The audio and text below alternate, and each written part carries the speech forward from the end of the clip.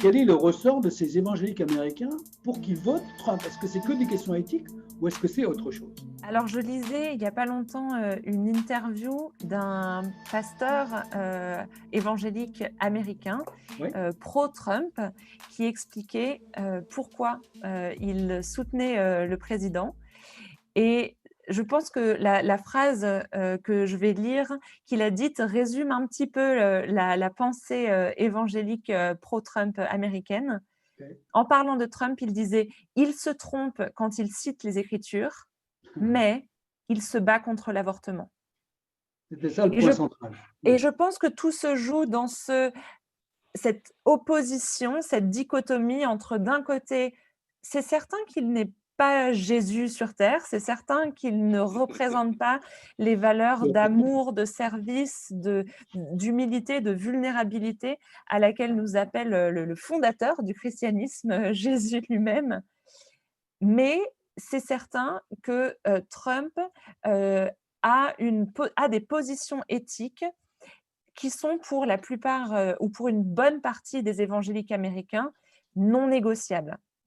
Et pour eux, être chrétien et pour, pas que, les Américains, hein, c'est une certaine manière d'interpréter, les Écritures et une certaine manière d'interpréter qu'est-ce que ça veut dire le royaume de Dieu qui vient sur terre? En gros, comment est-ce qu'on vit dans nos institutions, dans nos sociétés, le plan de Dieu?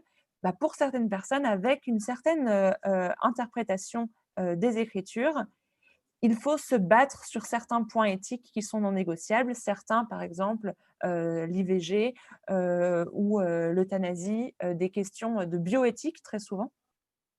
Et si Trump est un petit peu le défenseur de ces fondements éthiques, alors il est le défenseur d'une certaine société, d'un certain cadre dans lequel le christianisme pourrait s'épanouir, et donc il faut voter pour lui. Oui, mais là, c'est un pur opportunisme de la part de Trump. C'est globalement, c'est son problème, non? Qu'est-ce que vous Alors, en est-ce que ça pensez? ne fait pas partie du jeu politique aussi C'est justement, ça. cet, opportunisme, ou en tout cas de plaire à certains, électeurs? Je suis pas une spécialiste de la politique, mes amis politologues peuvent, peut-être confirmer ou infirmer? Je crois que Trump a un seul agenda politique et c'est Trump.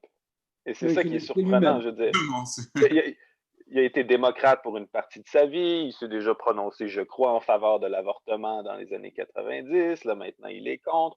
Mais comme l'autre jour, on parlait de cette question-là de est-ce que Trump est raciste ou est-ce qu'il est simplement opportuniste et il est prêt à utiliser des tensions raciales pour arriver à ses fins? Mais de la même manière, je pense que Trump voit dans les évangéliques un bloc électoral euh, qui lui coûte pas trop cher à plaire. Dans le fond, c'est en nommant des juges conservateurs, puis c'est à peu près ça. Là. Je veux dire, c'est un bloc électoral facile à acheter, et donc Trump a décidé de les acheter. Et l'avantage aussi, il faut comprendre aussi, en Europe, on oublie souvent que euh, le système américain, c'est deux partis. Donc, beaucoup de gens votent pour un parti simplement parce qu'ils ne votent pas pour l'autre. C'est un peu comme chez vous, quand le Front National arrive au deuxième tour, ben, il y a plein de socialistes qui vont voter pour les républicains ou vice-versa, L'autre quand on candidat arrive qui à n'est pas le simple Front mode. National. Oui. Pour Donc, éliminer le Front simplement National. pour pas. Simplement pour pas voter Front National. Oui. Et donc, aux dernières élections avec Clinton, Trump a vraiment, l'équipe politique de Trump a vraiment exploité une vidéo de Hillary Clinton qui avait été leakée, qui avait été versée, où elle s'adressait à ses partisans, puis elle expliquait bon, ceux qui sont contre l'avortement, ceux qui sont contre le mariage gay, ce sont un panier de gens déplorables. Et donc, vous remarquerez qu'à partir de ce moment-là, la campagne républicaine a vraiment exploité. Dire, nous sommes les déplorables, on s'affiche comme déplorables. Autrement dit, ils ont passé le message aux évangéliques. Il n'y a pas de place pour vous dans le Parti démocrate. Vous êtes méprisés par les démocrates, vous êtes moqués par les démocrates. Alors, bon, ils ont décidé de voter pour Trump. Trump leur promettait de leur nommer un juge à la Cour suprême. Finalement, ils risquent de l'avoir fait 3 fois. Donc, Oui, c'est ça. c'est un genre de pacte avec le diable qui, malheureusement ou heureusement, je ne sais pas, mais pour eux, semble avoir fonctionné. Mais en même temps, la crédibilité morale des évangéliques aujourd'hui aux États-Unis a été éreintée par cette association avec quelqu'un comme Trump. Ça, c'est certain. Oui. Et pourquoi tu dis ça? C'est intéressant, ça. Pourquoi tu dis éreinté? Parce qu'ils sont plus 80% à voter pour Trump aujourd'hui? Ah non, en tout cas, les dernières statistiques montrent qu'ils vont être un peu moins. Là. On s'attend peut-être à un 75-72% qui vont voter pour Trump, ce qui peut être très Mais pourquoi tu dommageable. dis qu'ils ont Chez été les éreintés? catholiques, Pourquoi tu dis qu'ils ont non, été éreintés, les évangéliques? c'est leur réputation. C'est la réputation des évangéliques qui a été éreintée. Dans le sens que maintenant, dans le grand public, déjà auparavant, aux États-Unis, je ne sais pas si c'est comme ça en France, mais je ne crois pas. Mais aux États-Unis, ce qui est fascinant, c'est que quand tu zappes à l'hôtel, tu vas toujours tomber sur 2 ou 3 chaînes avec des prédicateurs de la prospérité. Oui, ça, je connais ça. Mais il n'y a pas ça en Europe. Donc, Là, c'est aux États-Unis. il n'y a pas ça en Europe, mais Non, pas encore. t'es pas chrétien ou t'es pas Grâce à Dieu, on n'a pas évangélique. ça. Grâce à Dieu, il n'y a pas En d'argent France, à on a le faire séparatisme à la place. Donc, C'est ça. Mais pour Non, mais on a ça l'Américain en moyen Afrique. qui est pas chrétien, son contact avec le monde évangélique, c'est les prédicateurs de la prospérité avec la bande en bas de l'écran qui dit Ouais, j'ai vu appelez, ça. on va prier pour vous, puis ça va vous coûter 5 $ de la minute. Ouais. Et je pense que si ça, c'était la réputation des évangéliques avant, ben là, d'un côté, c'est des gens qui prêchent la moralité, qui prêchent la droiture, mais qui embrassent un président comme Trump, qui l'appelle l'élu de Dieu. Et ça, beaucoup d'évangéliques, en fait, le grand changement pour beaucoup d'évangéliques, c'est pas tant qu'il y a moins d'évangéliques qui vont voter pour Trump, c'est qu'il y a beaucoup d'évangéliques qui n'osent plus s'appeler évangéliques à cause de cette association avec Trump. Le bloc évangélique est en train de se dissoudre, puis on voit dans le mouvement évangélique beaucoup de gens qui disent non, oui, nous sommes d'accord avec la définition d'évangélique, on croit dans l'autorité des Écritures, l'évangélisation, une transformation personnelle à la rencontre de Christ, Ouais. mais le mot évangélique est tellement sali maintenant, il faut qu'on trouve une nouvelle manière de s'appeler. Et ça, c'est l'impact. On parle beaucoup de l'impact de la théologie sur la politique, mais ça, c'est l'impact de la politique sur l'Église. Le mouvement évangélique aux États-Unis, je ne suis pas certain qu'il va survivre cette période avec Trump. C'est terrible, ça. C'est grave. Ça va être une reconfiguration. Les Oui. chrétiens vont rester chrétiens, mais cette appellation-là, je pense qu'elle est appelée à être scindée. De la même manière que évangélique et protestant mainline, c'est scindé dans les années 70. Qu'est-ce qu'en dit Christelle sur ça, sur cet impact des deux côtés, hein, des évangéliques de Trump sur les évangéliques et des évangéliques sur Trump? Oui. Je peux répéter et prendre à mon compte tout ce que mon collègue a dit, tout ce que Jean-Christophe a dit. J'ajouterais que c'est une caractérisation qui date pas vraiment de Trump. Hein. On se souviendra en fait que dans les médias francophones et français en particulier, on a commencé à véritablement entendre parler des évangéliques en lien avec la politique américaine. C'était George Bush Jr. Au début des années 2000 qui avait aussi été porté au pouvoir statistiquement grâce au vote de beaucoup d'électeurs américains de conviction évangélique. Alors pour spécifier la statistique, les 81%, il s'agit de personnes qui se disent donc protestants évangéliques, mais qui sont aussi, qui cochent aussi la case blanc dans le recensement américain.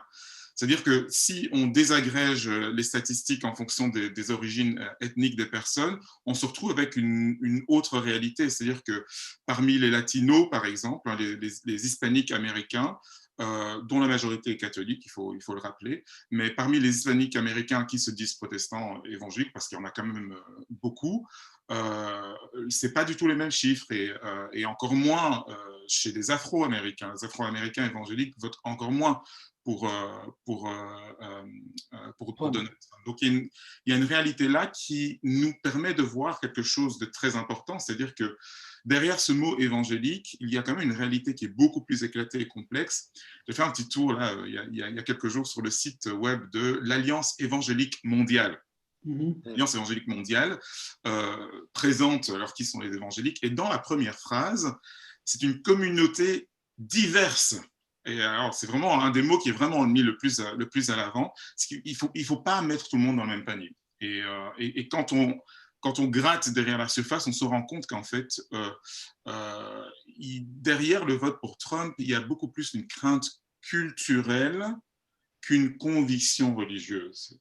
Et le vote pour Donald Trump répond plus à ça, comme Jean-Christophe l'a identifié. Ce qui a poussé des évangéliques à voter pour Donald Trump, c'était une conviction que eh bien, voter pour quelqu'un comme lui aiderait à défendre tout un système de valeurs et toute une position culturelle qu'il pense disparaître dans la société. Il y a des enquêtes journalistiques de long terme, d'ailleurs, qui démontrent ça. C'est-à-dire qu'en fonction du cheminement individuel de quelqu'un qui peut se dire tout à fait protestant évangélique, eh bien, les convictions politiques peuvent différer, simplement parce qu'ils sont sociologiquement à un autre endroit. Je voudrais venir encore à ce livre de Gagné qui dit quelque chose qui m'a beaucoup frappé parce qu'on peut faire des liens.